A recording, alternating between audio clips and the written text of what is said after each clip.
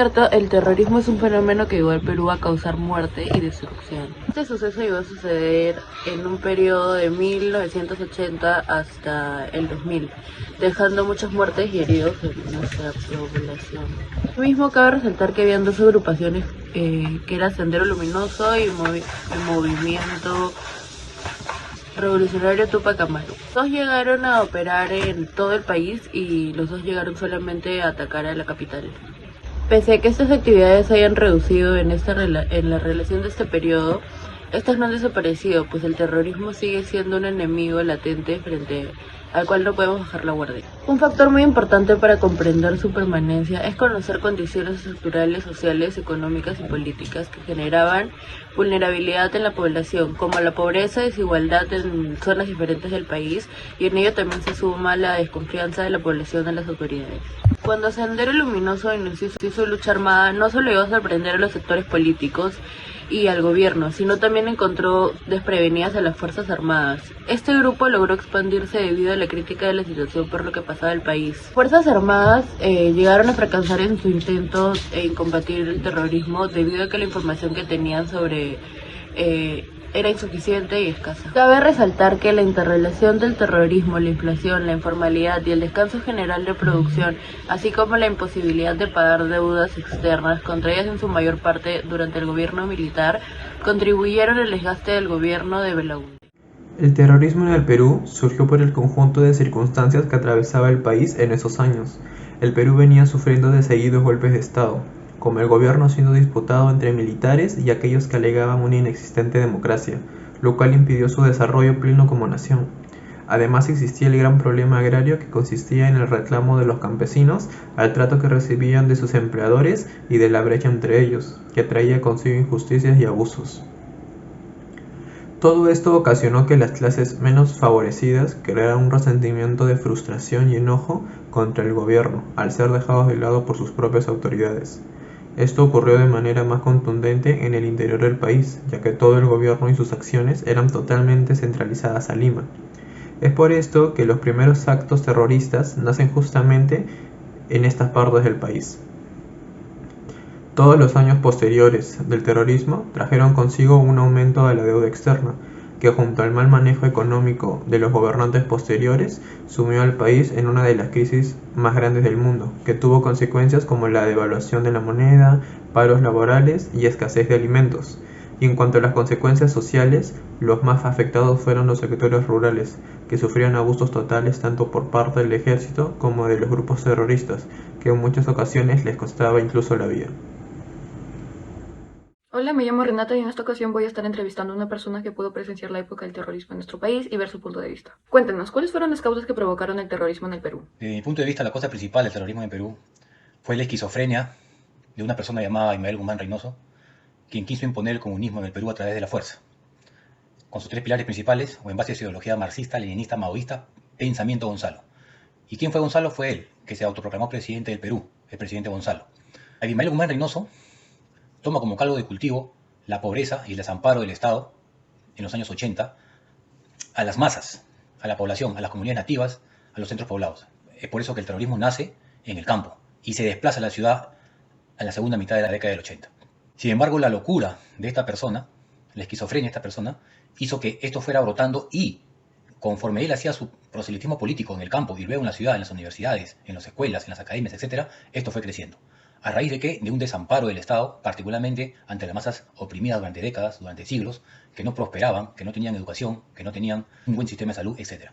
Entonces, él cogió como pretexto principal la pobreza. Sin embargo, la esquizofrenia, como repito, de esta persona, hizo que esto explotara y reventara y se proliferara a nivel nacional, empezando en el campo y terminando en la ciudad. La siguiente y última pregunta, ¿de qué manera afectó el terrorismo en su vida? En la década del 80 y hasta el inicio de los 90, se vivía en Lima una psicosis social, ya que, como les comentaba en la pregunta anterior, el terrorismo se desplazó del campo a la ciudad.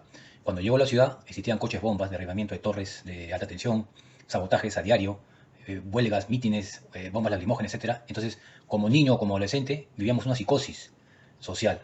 Cuando era niño no podíamos salir a la calle, teníamos que salir con nuestros padres porque teníamos el miedo de que nos explotara un coche bomba alrededor de nosotros o en nuestra propia cara. Y así murió mucha gente en Lima. Y no solamente en Lima, sino en toda la ciudad del Perú, en casi toda la ciudad del Perú. Por lo tanto, afectó negativamente en mi niñez. Pero también tuvo un efecto positivo, la cual yo decidí enrolarme en la fila del ejército en el año 1992, antes de la captura de este genocida, Abimael Guzmán Reynoso. Y tengo ya 30 años en el ejército. Continuando con la entrevista, cuéntenos, ¿qué sabe usted sobre el terrorismo en la época de los 80 y cómo esto ha afectado en su vida? ¿Qué experiencias puede compartirnos de esta? El terrorismo empieza en los 80 en el departamento de Ayacucho, con Abimael Guzmán Reynoso. De ahí se propaga a nivel nacional, pero se acentúa más en la parte de la selva. Hablemos de la parte del Alto Guayaga, Aucayacu, Monzón, todo lo referente a las zonas cocaleras del Perú de esa época.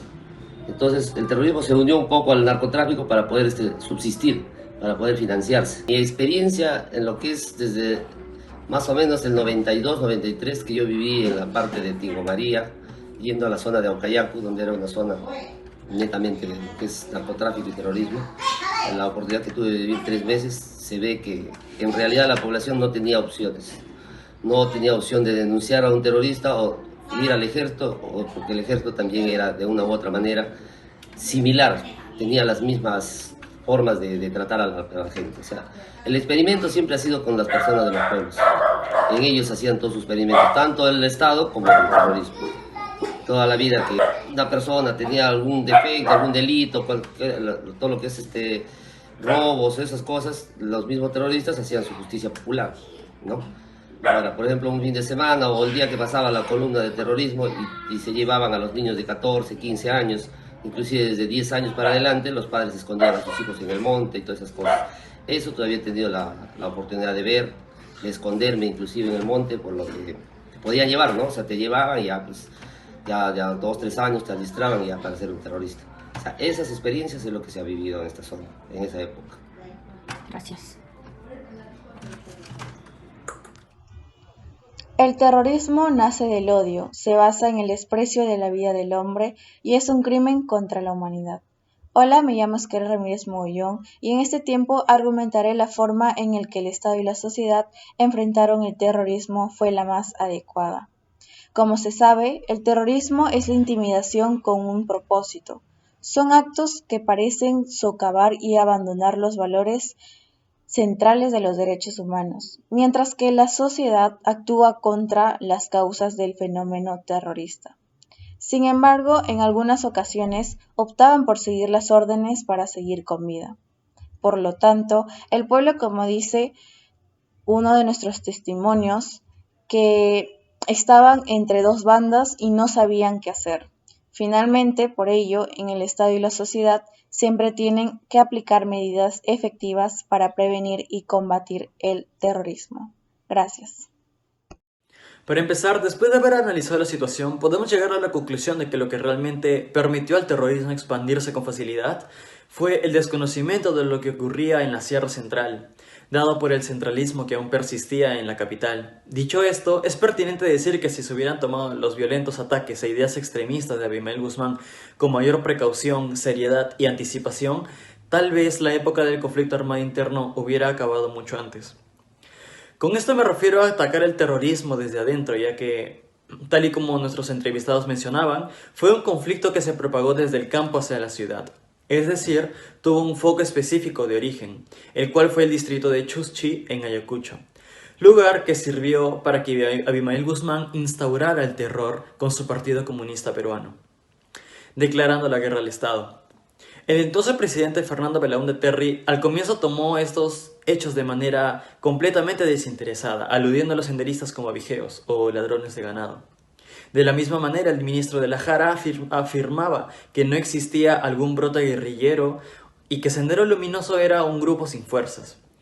Es este panorama el que nos hace reflexionar en que si el Estado hubiera puesto la correcta atención a la insurrección y hubiera actuado inicialmente de manera eficaz contra los ataques y expresiones de revolución lideradas por Guzmán, tal vez no habrían tantas víctimas tomadas en vano.